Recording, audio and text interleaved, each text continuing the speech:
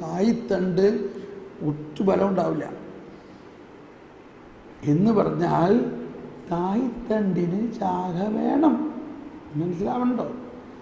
പക്ഷേ ദൈവത്തിൻ്റെ കാഴ്ചപ്പാടിൽ ദൈവത്തിന് ഒരിക്കലും പറയാൻ പറ്റില്ല, നിന്നെ കൂടാതെ എനിക്കൊന്നും ചെയ്യാൻ പറ്റില്ല എന്ന് ദൈവത്തിന് പറയാൻ പറ്റുമോ? പറയാൻ പറ്റുമോ? ഇല്ല. അപ്പോൾ ദൈവം ഈ പ്രപഞ്ചത്തിൽ എല്ലാം മനുഷ്യനിൻ്റെ സഹകരണത്തോടുകൂടിയാണ് ചെയ്യുന്നത്. യേശുവിനെ മനുഷ്യാവതാരം ചെയ്ത് ദൈവപുത്രനെ മനുഷ്യപുത്രനാക്കി കൊണ്ടുവരാൻ ദൈവം മനുഷ്യനിലൂടെ തന്നെ പ്രവർത്തിച്ചത്. അതിനുവേണ്ടി ഉത്ഭവഭാവം പോലും ഇല്ലാത്ത ഒരു കന്യകയെ ഉപയോഗിച്ചു. ഇതൊക്കെ എന്തൊരു വലിയ, അപ്പോൾ നമ്മൾ അത്രയ്ക്ക് വിലപ്പെട്ടതാണ് കർത്താവിന്. അതുകൊണ്ടാണ് എല്ലാവർക്കും ഒരു വരം കൊടുത്തിരിക്കുകയാണ്, വിശ്വാസത്തിൻ്റെ വരം. നിന്നിലൂടെ ഞാൻ പിശാചുക്കളെ ബഹിഷ്കരിക്കും, നീ സർപ്പങ്ങളെ കയ്യിലെടുക്കും.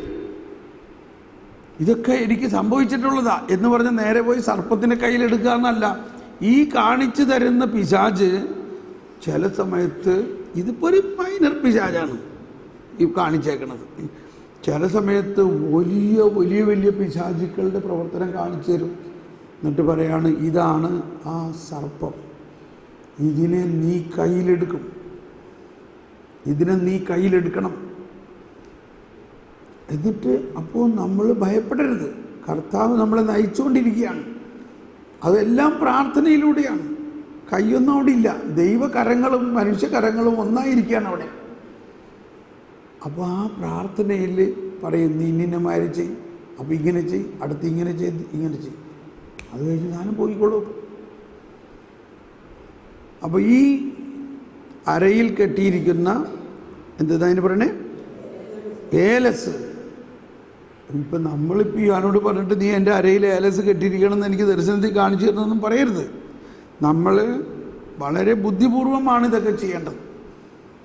ഞാൻ ചോദിച്ചു, കർത്താവേ ഞാൻ എന്ത് ചെയ്യണം? ഞാനിപ്പോൾ അവനോട് നേരിട്ട് എന്ന് അങ്ങനെ ചോദിക്കണോ? വേണ്ട, അവൻ ഇങ്ങോട്ട് നിന്നോട് പറയുമ്പോൾ നീ അങ്ങോട്ട് പറഞ്ഞാൽ മതി. അപ്പോൾ ഇപ്പോൾ ഇവിടെ എത്തെല്ലാം വരങ്ങൾ ഇവിടെ പ്രവർത്തിച്ചു. ദർശനവരം, അതിൽ തന്നെയുള്ള വേർഡ് ഓഫ് നോളജ്, അതിൻ്റെ വ്യാഖ്യാനപരം, ആത്മാക്കളെ വിവേചിച്ചറിയുന്നവർ, ഇതെല്ലാം ഇവിടെ പ്രവർത്തിച്ചു. അതോടൊപ്പം ഭാഷാപരത്തിൽ നമ്മൾ പ്രാർത്ഥിച്ചുകൊണ്ടിരിക്കുന്നു, വിശ്വാസപരം പ്രവർത്തിക്കുന്നു.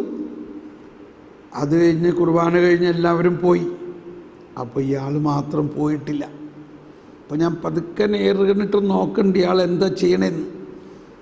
ഇയാൾ എന്നോട് സംസാരിക്കാനായിട്ട് ആഗ്രഹിച്ചിരിക്കുകയാണ്. ഞാൻ കണ്ണടച്ച് ഇരിക്കുന്നത് കൊണ്ട് ഇയാൾക്ക് സംസാരിക്കാൻ പറ്റണില്ല. ഞാനൊന്ന് കണ്ണ് തുറന്നാൽ ഇയാൾ എന്നോട് സംസാരിക്കുമെന്ന് എനിക്ക് മനസ്സിലായി. അപ്പോൾ എന്നോട് പരിശുദ്ധാത്മാവ് പറഞ്ഞു, ഇനി നീ കണ്ണ് തുറന്നോ? ഓക്കെ. അപ്പോൾ ഇയാൾ ഇങ്ങോട്ട് ചോദിക്കുകയാണ്, തോമസ് പോൾ ബ്രദർ അല്ലേ? ആ ആണ്. എൻ്റെ ബ്രദറെ, എനിക്ക് ജീവിക്കണ്ട, എനിക്ക് മരിക്കണം, ഞാനിന്ന് രാത്രി സൂയിസൈഡ് ചെയ്യും. ഞാൻ അയാളെ കെട്ടിപ്പിടിച്ചുകൊണ്ട് പറഞ്ഞു, എൻ്റെ മോനെ, നിന്നെ കർത്താവ് ഇവിടെ കൊണ്ടുവന്നിരിക്കുന്നത് ഈ നിൻ്റെ ഉള്ളിലുള്ള ഈ സൂയിസൈഡൽ സ്പിരിറ്റ്, അതിനെ നീ കൊണ്ട് നടക്കുന്നത് നിൻ്റെ അരയിലൊരു ഒരു പിത്തള കെട്ടിയിട്ടില്ലേ? അത് സാറിന് എങ്ങനെ മനസ്സിലായി?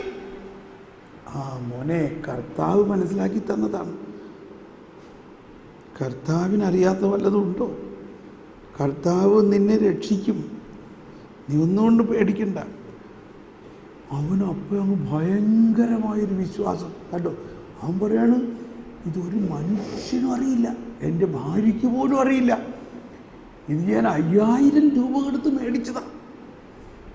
അത് ഊതി തന്ന ആൾ പറഞ്ഞു, നീ ഇത് ആരോടെങ്കിലും പറഞ്ഞാൽ നീ ചാവും. എന്തൊരു മണ്ടനാ പിശാചല്ലേ! കർത്താവിനറിയാത്ത കാര്യം വല്ലതുണ്ടോ?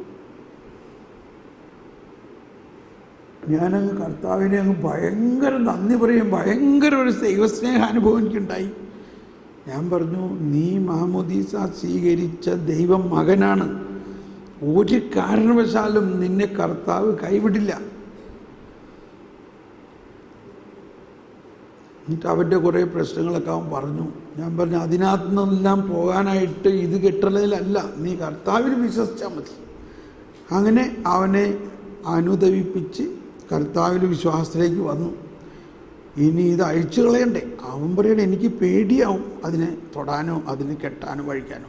ഞാൻ പറഞ്ഞു, നീ വിഷമിക്കണ്ട, ഞാൻ അഴിച്ചു തരാം. എന്നിട്ട് ഞാൻ അവനെയും കൊണ്ട് പള്ളിയിൽ സാക്രിസ്റ്റിയിൽ മോണ്ടകത്തിൽ ചെന്ന് അവിടെ വെച്ച് അവൻ്റെ ട്രൗസറൊക്കെ അഴിച്ചു മാറ്റി, കത്രിക കൊണ്ട് ആ ചരടഴിച്ച് വെട്ടി അതിനെ ഡിഫ്യൂസ് ചെയ്ത് അതിനെ കളഞ്ഞു. അപ്പോൾ ഇത് കംപ്ലീറ്റ് ഒരു ഓപ്പറേഷൻ പറയുകയാണ്. എന്തെല്ലാം വരങ്ങൾ ഇവിടെ പ്രവർത്തിച്ചു. അപ്പോൾ ഇത് നവീകരണത്തിന് ഇങ്ങനെയുള്ളത് ആവശ്യമല്ലേ? അതാണ്. മറ്റൊരു സ്ഥലത്ത് ചെന്നപ്പോൾ ഒരാൾ അപ്പോൾ അവനിലൊരു അശുദ്ധാരൂപി പ്രവർത്തിക്കുന്നത് ദർശനത്തിൽ ഇങ്ങനെ കാണിച്ചു വന്നു. അപ്പോൾ കൺവെൻഷൻ ആണ്. കൺവെൻഷൻ സമയത്ത് നമുക്ക് അധികമൊന്നും ഇങ്ങനെ സംസാരിക്കാം. പക്ഷേ എനിക്കൊന്നും വേണ്ടി പ്രാർത്ഥിക്കണമെന്ന് പറഞ്ഞിട്ട് അടുത്ത് കൊണ്ടുവന്നതാ. അതപ്പോൾ ഇതെല്ലാം പരിശുദ്ധാത്മാവാ നയിക്കണമെന്ന് മനസ്സിലാക്കണം. അപ്പം ഞാൻ പ്രാർത്ഥിക്കുമ്പോൾ എന്നോട് പരിശുദ്ധാത്മാവ് പറഞ്ഞു, ഇവനിൽ ഒരു അശുദ്ധാരൂപിയുണ്ട്. അപ്പോൾ എന്നിട്ടത് അത്ഭുതമാണ് കേട്ടോ. അത് എവിടെയാണ്? അവൻ്റെ മസിലിൻ്റെ അകത്ത് ഓപ്പറേഷൻ ചെയ്ത് ഒരു കോപ്പർ പ്ലേറ്റ് അകത്ത് വെച്ചേക്കണം. എന്നിട്ട് തുന്നി കെട്ടിയിരിക്കുകയാണ്. മനസ്സിലാകുന്നുണ്ട്? ചെയ്ത് പുറത്ത് കെട്ടുമൊന്നും അല്ല ചെയ്യണം. ചിലവരിങ്ങനെ കെട്ടും. അതുപോലെ അങ്ങനത്തെ ഒരു സാധനം മസിലിൻ്റെ അകത്ത് വെച്ചേക്കണം. എന്നിട്ട് തുന്നി കെട്ടിയിരിക്കുന്നതായിട്ട് എനിക്കിത് വിശ്വസിക്കാൻ പറ്റില്ല. പക്ഷേ കർത്താവ് ദർശനത്തിൽ കർത്താവ് കാണിച്ചു തരുന്നത് കൊണ്ടും അതിൻ്റെ വ്യാഖ്യാനം കൊണ്ടും ഞാൻ അവനെ കെട്ടിപ്പിടിച്ചങ്ങ് സ്നേഹിച്ചിട്ട് പറഞ്ഞു, മോനെ, നീ ഒന്നുകൊണ്ട് പേടിക്കണ്ട, നീ ദൈവത്തിൻ്റെ മകനാണ്. പിശാചിനെ നിന്നെ തട്ടിക്കൊണ്ടു പോകാൻ പറ്റില്ല. എന്താ സാറ് പറയണതിൻ്റെ അർത്ഥം? അത് ഞാൻ പിന്നെ പറയാം. സാവധാനം അവന് ദൈവസ്നേഹത്തെക്കുറിച്ചും വിശ്വാസത്തെക്കുറിച്ചെല്ലാം പറഞ്ഞു. അത് കഴിഞ്ഞിട്ട് ഞാൻ ചോദിച്ചു, നിൻ്റെ ഈ മസിലിൻ്റെ അകത്ത് ഒരു കോപ്പർ പ്ലേറ്റ് ഇല്ലേ? അപ്പോൾ അവനങ്ങ് ആകെ അന്തം വിട്ടു. അതെങ്ങനെ അറിയാം സാറിന് ഇതെങ്ങനെ അറിയാം? അതാ മോനെ, ഒളിഞ്ഞിരിക്കുന്നതൊന്നും പുറത്തു വരാതിരിക്കില്ല എന്ന് കർത്താവ് പറയുന്നതിൻ്റെ അർത്ഥം. അപ്പം ഈ കരിസ്മാറ്റിക് വരങ്ങൾ ഇങ്ങനെ ഒളിഞ്ഞിരിക്കുന്ന പല കാര്യങ്ങളും മനുഷ്യനിലുണ്ട്. അതെല്ലാം പുറത്തു വരണമെന്നില്ല. പലരുടെയും പാപങ്ങൾ നമ്മൾ അന്വേഷിച്ച് നടക്കേണ്ട ആവശ്യമില്ല. കർത്താവ് തന്നെ അത് അന്വേഷിച്ച് നടക്കാറില്ല. അപ്പോൾ ഈ വരങ്ങൾ ഒരാൾ എന്ത് പാപം ചെയ്തു എന്നുള്ളത് അന്വേഷിക്കാൻ വേണ്ടിയുള്ളതല്ല. അവനിൽ ദൈവത്തിൻ്റെ ആവിഷ്കരണത്തിനും വിശ്വാസത്തിനും നവീകരിക്കുന്നതിനുള്ള എന്തെല്ലാമാണ് ആവശ്യം. അതിനെ ഞാൻ പറഞ്ഞു, അപ്പോൾ ഞാൻ കർത്താവ് എന്ത് ചെയ്യണം? കർത്താവ് പറഞ്ഞു, ഇപ്പോൾ നീ അതിനെ പ്രാർത്ഥിച്ച് അതിനെ ഡിഫ്യൂസ് ചെയ്യുക, അതിനെ നിർവീര്യമാക്കുക. അതാണ് നമ്മൾ ബന്ധനപ്രാർത്ഥന എന്ന് പറയുന്നത്. ബന്ധനം എന്ന് പറയുന്നതിൻ്റെ അർത്ഥം എനിക്കറിയില്ല ഇവിടേക്ക് എങ്ങനെയാണ് നമ്മൾ ഉപയോഗിക്കുന്നതിൻ്റെ അർത്ഥം. നമ്മൾ യേശുവിൻ്റെ നാമത്തിൽ ആ വ്യക്തിയിലുള്ള ഈ പൈശാചികതയെ നിർവീര്യമാക്കുന്നു. ഇനി അതവിടെ ഇരുന്നാലും കുഴപ്പമൊന്നുമില്ല. വാസ്തവത്തിൽ അതിന് യാതൊരു ശക്തിയില്ല. ആ ശക്തിയെ നമ്മൾ പ്രാർത്ഥിച്ച് ഒഴിവാക്കും. പക്ഷെ എന്നിരുന്നാലും അതെടുത്ത് കളയണമെന്നതാണ് നമ്മളുടെ സിദ്ധാന്തം. കർത്താവ് തന്നെ അതിന് വഴിയൊരുക്കണം. അതവൻ്റെ ഓപ്പറേഷൻ ചെയ്തെടുക്കണം. അപ്പോൾ അത് അവൻ പിന്നീട് പറഞ്ഞു, അത് അവൻ ചെയ്തോളാന്ന് പറഞ്ഞു. ഇവിടെയാണ് മറ്റൊന്ന്. ഈശോ പറഞ്ഞു, ഈ അശുദ്ധാത്മാവ് ഒരാളെ വിട്ടു പോയി കഴിഞ്ഞാൽ അത് കറങ്ങിത്തിരിഞ്ഞ് വീണ്ടും 7 മടങ്ങ് തിരിച്ചു വരും.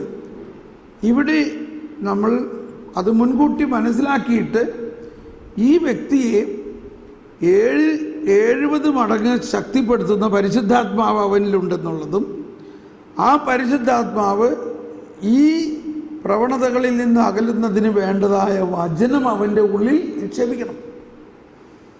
അവനെ വചനത്തിൽ വളർത്തണം. ബന്ധനം അഴിച്ചങ്ങ് വിട്ടാൽ പോരാ. അപ്പോൾ ഇങ്ങനെയുള്ള കേസുകൾ നമ്മൾ അവരെ അങ്ങോട്ട് പോയി സന്ദർശിക്കുകയോ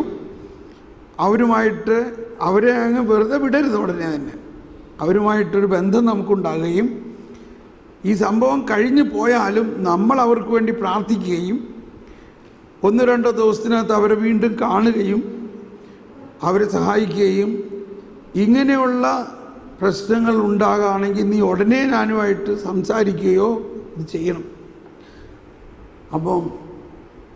അപ്പോൾ ഇതാണ് ആദ്യത്തെ വെളിപാട് വരങ്ങളിൽ തന്നെയുള്ള 3 ആത്മാക്കളെ വിവേചിക്കുന്ന വരം എന്നത് തന്നെ. പിശാചുക്കളാണല്ലോ ആത്മാക്കൾ. വ്യത്യസ്ത തരത്തിലുള്ള പിശാചുക്കളുണ്ട്. അതുകൊണ്ടാണ് മഗ്ദലന മറിയത്തിൽ നിന്നും 7 പിശാചിനെ പുറത്താക്കി എന്ന് പറഞ്ഞതിൻ്റെ അർത്ഥം. അപ്പോൾ ഇതെല്ലാം എനിക്കറിഞ്ഞൂടെ ഞാൻ എന്തുകൊണ്ട് ഇങ്ങനെ പറയണേന്ന്. തീർച്ചയായിട്ടും നിങ്ങളിൽ പലർക്കും ഈ വരം ഉള്ളത് കൊണ്ടാണത്. പക്ഷെ ആ വരം ഉണ്ടാകുമ്പോൾ അതിൻ്റെ ഉപയോഗത്തിന് നമ്മൾ അറിഞ്ഞിരിക്കേണ്ട കാര്യങ്ങളാണ് നമ്മൾ മുൻകൂട്ടി പറഞ്ഞതെല്ലാം. ഒന്ന്, ഫരിസേയ മനോഭാവത്തെ പൂർണ്ണമായിട്ട് നമ്മൾ വിടണം.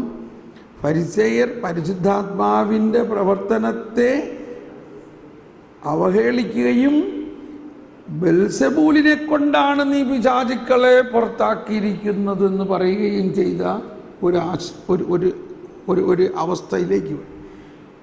മറ്റൊന്ന്, വിശ്വാസത്തിൽ നമ്മൾ കടുകുമണി എന്ന് പറഞ്ഞാൽ എന്താണെന്നുള്ളത് നമുക്ക് മനസ്സിലായി. നമ്മളിൽ ദൈവം പൂർണ്ണമായിട്ടുണ്ട്. മറ്റൊന്ന്, പിശാചും ദൈവവും തമ്മിലുള്ള വ്യത്യാസം, അത് മനസ്സിലായി. മറ്റൊന്ന്, വിശ്വാസത്തോടെ പ്രാർത്ഥന.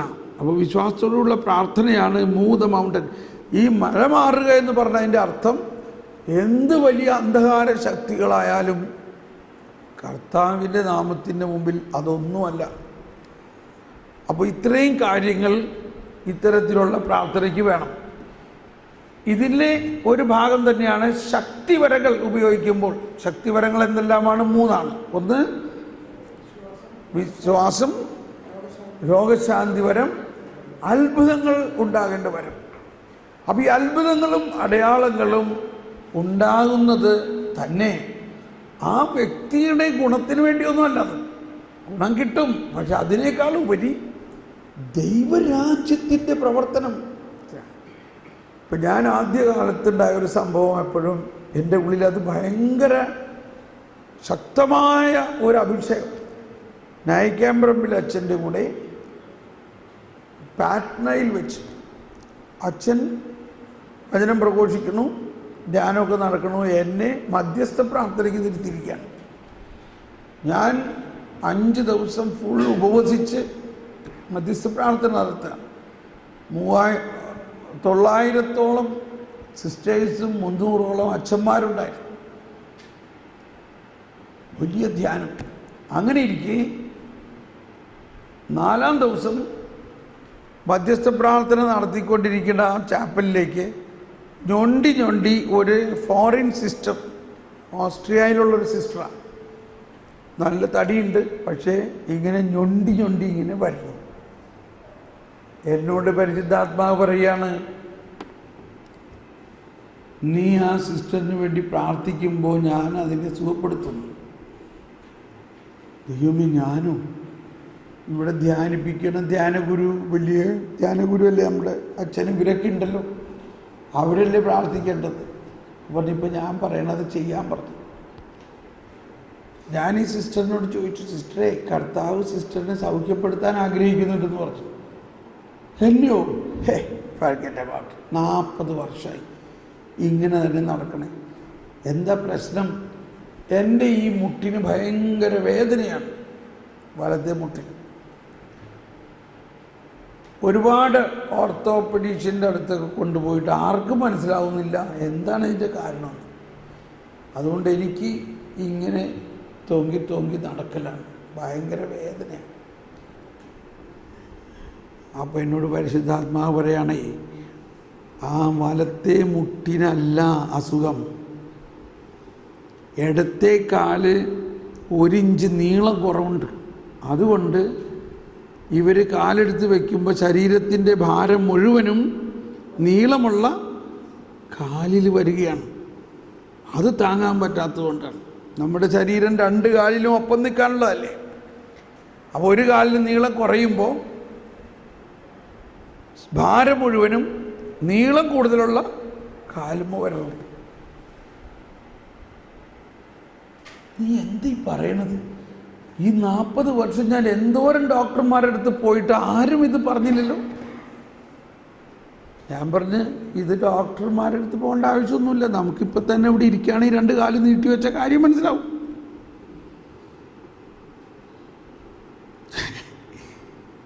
കർത്താവ് എങ്ങനെയാ കാര്യങ്ങൾ നടത്തുന്നത് നോക്കി. അവിടെ സിസ്റ്റർ ആ ചുമരിനോട് ചേർന്ന് അവിടെ ഇരിക്കാൻ പറഞ്ഞു, കാല് നീട്ടി വയ്ക്കാൻ പറഞ്ഞു. നീട്ടിയപ്പോൾ ശരിക്കും ഇടത്തെ കാല് 1 ഇഞ്ച് നീളം കുറവാണ്. ആ സിസ്റ്റർ, എൻ്റെ ദൈവമേ, ഇതെന്താണിത്?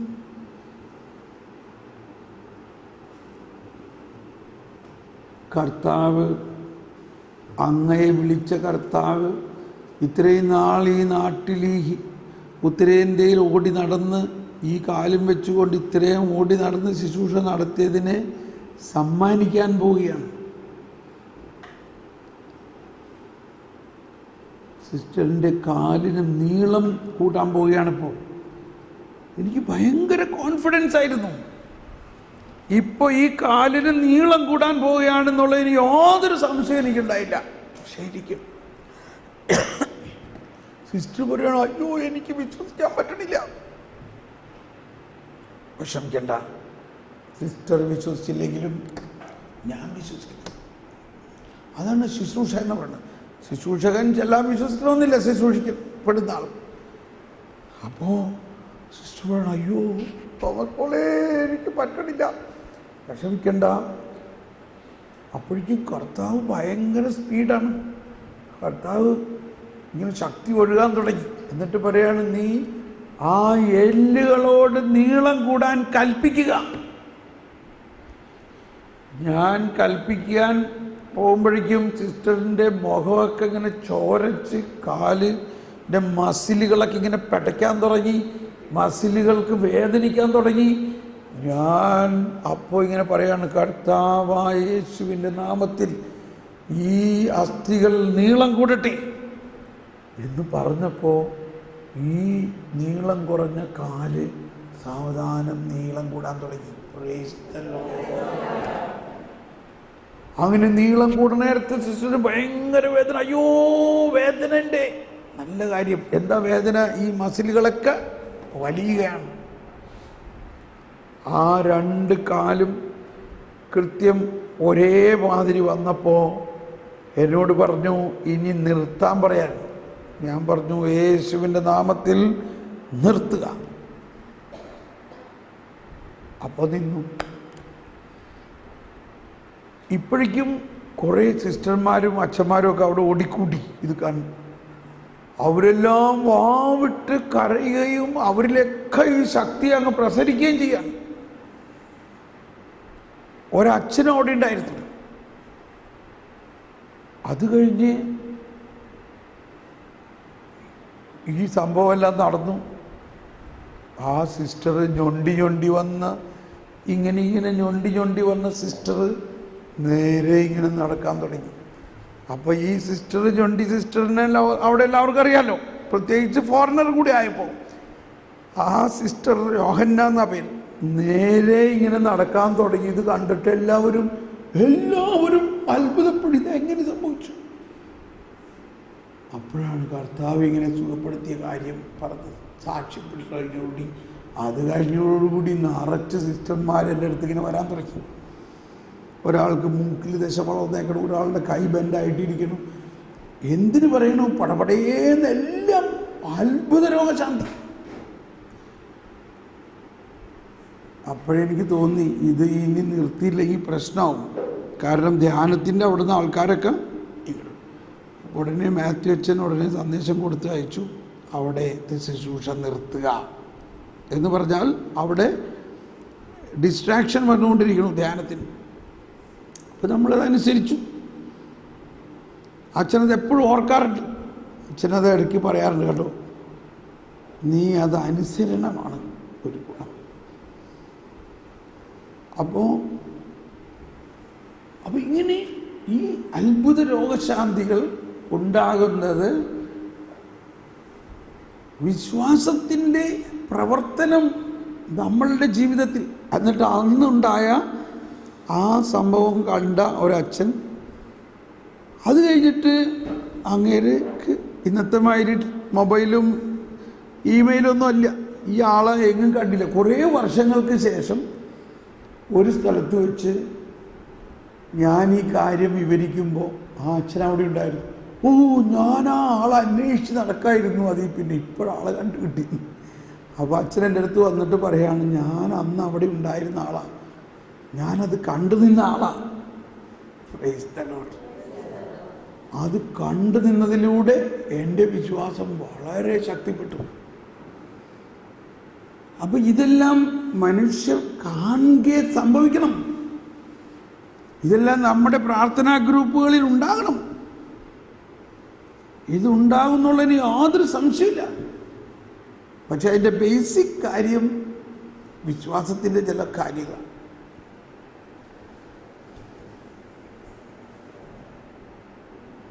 Praise the Lord. നമുക്കിപ്പോൾ ഈശോയെ എഴുന്നള്ളിച്ച് വെച്ച് വിശുദ്ധ കുർബാന ആരാധന തുടങ്ങിയാണ്. ഈ സമയത്ത് നമ്മൾ ഈ വരദാനങ്ങളെ പ്രാവർത്തികമാക്കാൻ പോവുകയാണ്. അല്ലെങ്കിൽ അതിൻ്റെ വർക്ക്ഷോപ്പുമായിട്ട് നമ്മൾ നടത്തും, ഡെമോൺസ്ട്രേറ്റ് ചെയ്യും. രോഗശാന്തിപരവും ദർശനപരങ്ങൾക്കും എല്ലാം വേണ്ടി പ്രാർത്ഥിക്കും കേട്ടോ. Praise the Lord. നമുക്കൊന്ന് ആർക്കെങ്കിലും പെട്ടെന്ന് ഒന്ന് ടോയ്ലറ്റിൽ വല്ലതും പോകണമെന്നുണ്ടെങ്കിൽ പോയി വരാം. ഒരു 2 മിനിറ്റ്സ്, 5 മിനിറ്റ്